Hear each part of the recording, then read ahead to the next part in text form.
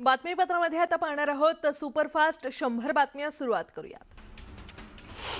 पश्चिम बंगालच्या विधानसभा निवडणुकीत ममता बॅनर्जी यांचा पराभव झाला। भवानीपूर मतदारसंघात भाजप उमेदवार सुवेंदू अधिकारी यांचा 15,000 मतांनी विजय झालाय।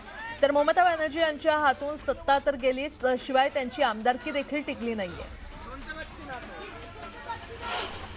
भाजपने 100हून अधिक जागा लुटल्या आहेत। निवडणूक आयोग हा भाजपचाच आयोग असल्याची टीका ममता बॅनर्जी यांनी केली। भाजपचा हा विजय नैतिकतेला धरून नाही, तर हा अनैतिक विजय असल्याचंही त्यांनी म्हटलंय। निवडणूक आयोग, केंद्रीय दल, पंतप्रधान आणि गृहमंत्र्यांनी मिळून जे काही केलं ते पूर्णपणे बेकायदेशीर आहे। ही निव्वळ लूटमार आहे। आम्ही पुन्हा जोरदार पुनरागमन करू असा विश्वास ममता बॅनर्जी यांनी व्यक्त केलाय।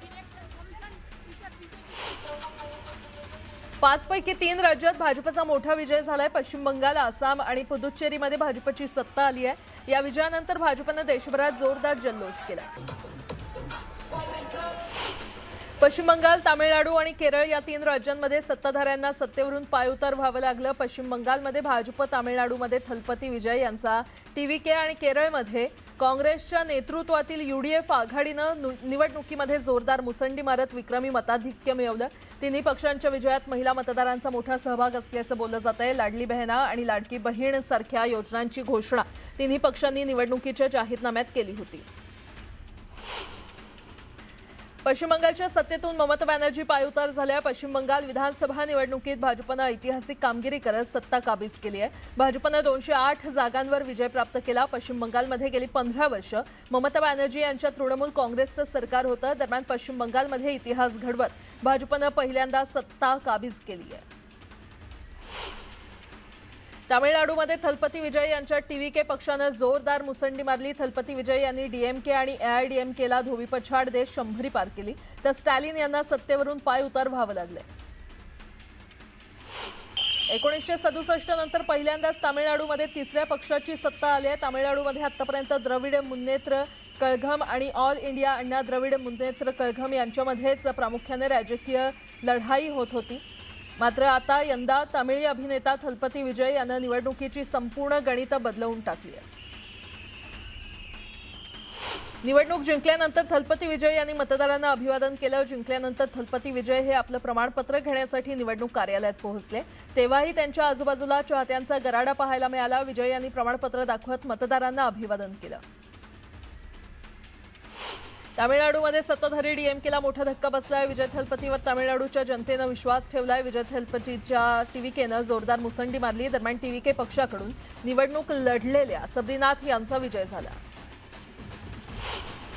केरळमध्ये सत्तापालट झालाय। काँग्रेसच्या नेतृत्वातील यूडीएफनं 100 जागा जिंकत मॅजिक फिगर गाठली। दरम्यान पिनराई विजयन यांना 10 वर्षांनंतर सत्तेतून पायउतार व्हावं लागलं। हिमंत बिस्वा सर्मांनी आसामचा गड राखलेला आहे। 102चा आकडा गाठत भाजपने आसाममध्ये निर्विवाद सत्ता कायम ठेवली आहे, तर काँग्रेसच्या गौरव गोगोईंवर पराभवाची नामुष्की ओढावली। देशभरात गाजलेल्या कोलकात्यातील आरजीकर बलात्कार प्रकरणातील पीडितेची आई आणि भाजप उमेदवार रत्ना देवनाथ विजयी झाल्यात। पश्चिम बंगालमधील पनिहाटी विधानसभा मतदारसंघात त्यांनी तृणमूलचे उमेदवार तीर्थांकर घोष यांचा पराभव केला। रत्ना देवनाथ या निवडणूक लढवत असल्यानं पनिहाटी मतदारसंघ चर्चेत आला होता। पश्चिम बंगालमध्ये मतमोजणी दरम्यान राडे झाले। आसनसोल, फलटासह अनेक ठिकाणी भाजप आणि तृणमूलचे कार्यकर्ते भिडल्याचं पाहायला मिळालं। कोलकातामध्ये भाजपच्या विजयानंतर बाईक रॅली काढण्यात आली। यावेळी भाजप कार्यकर्त्यांनी तृणमूलच्या कार्यालयाबाहेर राडा घातला। यामुळे काही काळ परिसरात तणावाचं वातावरण निर्माण झालं होतं। बारामती पोटनिवडणुकीत सुनेत्र पवार यांनी विक्रमी मताधिक्यानं विजय प्राप्त केला। दरम्यान विजयानंतर जल्लोष न करण्याचं आणि गुलाल न धुळण्याचं आवाहन जय पवार यांनी राष्ट्रवादीच्या कार्यकर्त्यांना केलं। बारामतीच्या पोटनिवडणुकीत सुनेत्र पवार 2,18,930 मतांनी विजयी झाल्या। दरम्यान त्यांनी उत्तर प्रदेशचे सुनील कुमार शर्मा यांचा विक्रम मोडलाय। सुनील कुमार यांना 2,14,835 इतकं मताधिक्य मिळालं होतं। इतकंच नव्हे तर सुनेत्र पवार यांनी 2019 मधील अजित पवार यांच्या मताधिक्याचा विक्रम मोडलाय। 2019 मध्ये अजित पवार यांना 1,65,000चं मताधिक्य मिळालं होतं। राहुरीत भाजपच्या अक्षय कडिले यांचा विजय झाला। 1,07,000पेक्षा जास्त मतांनी अक्षय कडिले यांचा विजय झाला। या मतदारसंघात यापूर्वी इतक्या मोठ्या मताधिक्यानं कुणीही निवडून आलं नव्हतं, त्यामुळे हा विजय भाजपसाठी विशेष महत्त्वाचा मानला जातोय। आज माझ्या विजयासाठी माझे वडील नाहीत, त्यामुळे हा विजय असूनही नसल्यासारखा आहे। वडील आज असते तर माझा आनंद दुप्पट झाला असता, मात्र त्यांनी कमावलेला विश्वास आणि दिलेलं वचन पूर्ण करण्यासाठी मी कायम प्रयत्नशील राहीन असा विश्वास अक्षय कडिले यांनी विजयानंतर व्यक्त केला। 2026च्या पश्चिम बंगाल विधानसभा निवडणुकीत कायम स्मरणात राहतील जनशक्तीचा विजय झालेला आहे आणि भाजपच्या सुशासनाच्या राजकारणाचा विजय झालाय। मी पश्चिम बंगालच्या प्रत्येक नागरिकाला वंदन करतो अशी भावना पंतप्रधान नरेंद्र मोदींनी व्यक्त केली। भाजपचे स्टार प्रचारक आणि राज्याचे मुख्यमंत्री देवेंद्र फडणवीस यांच्या प्रचार पॅटर्नचा करिश्मा कायम राहिलाय। पश्चिम बंगाल आणि आसाममध्ये जिथे जिथे मुख्यमंत्री देवेंद्र फडणवीसांनी प्रचार केला तिथे भाजपचे सगळे उमेदवार विजयी झाल्याचं पाहायला मिळाले।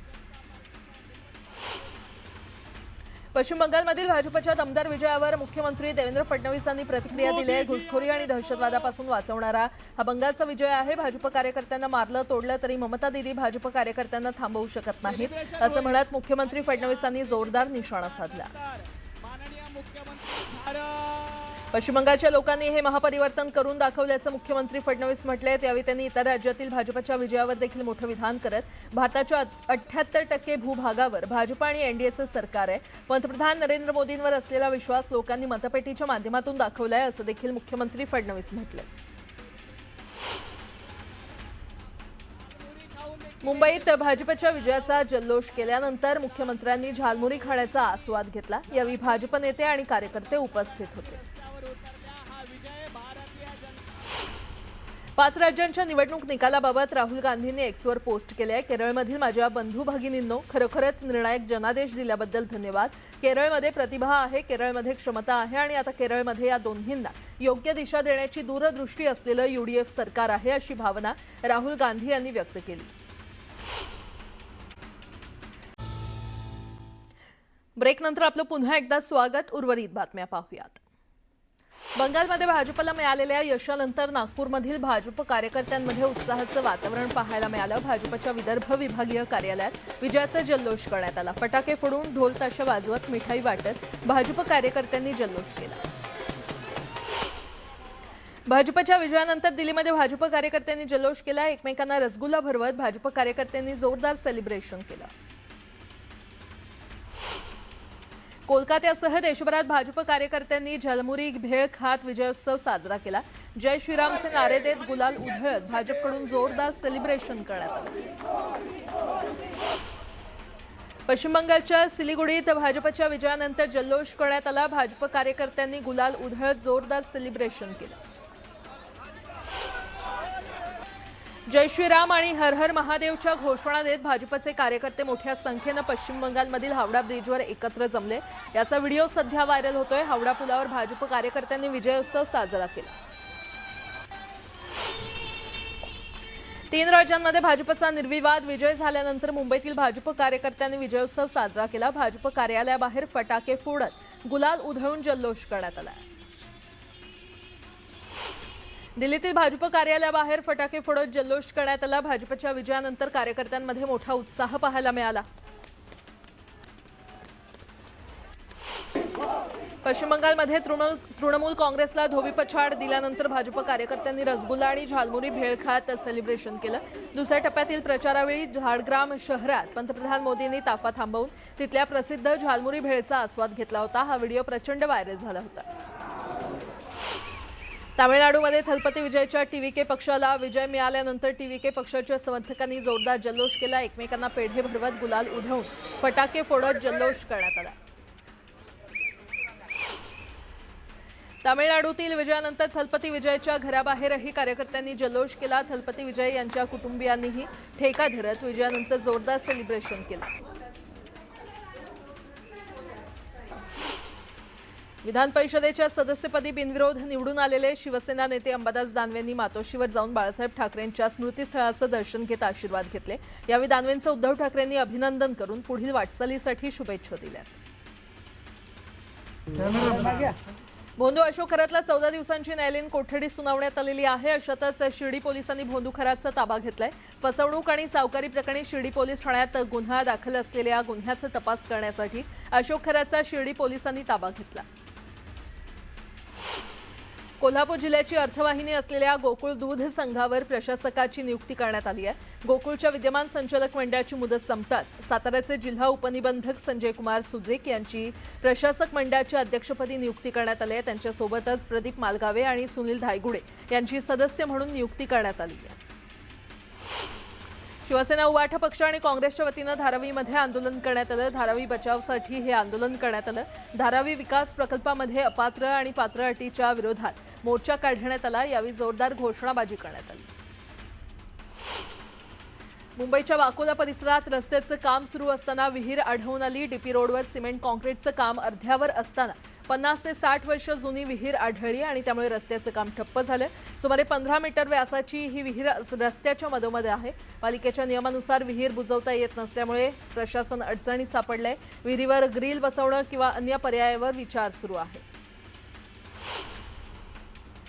कल्याण शहरातील काळा तलावात मृत मासे आढळून आलेले आहेत। मृत मासे पाण्यावर तरंगताना दिसले। या माशांचा मृत्यू नेमका कशामुळे झाला याबाबत स्पष्टता झालेली नाहीये। मात्र वाढत्या उष्णतेमुळे माशांचा मृत्यू झाला असावा असा प्राथमिक अंदाज व्यक्त केला जातोय।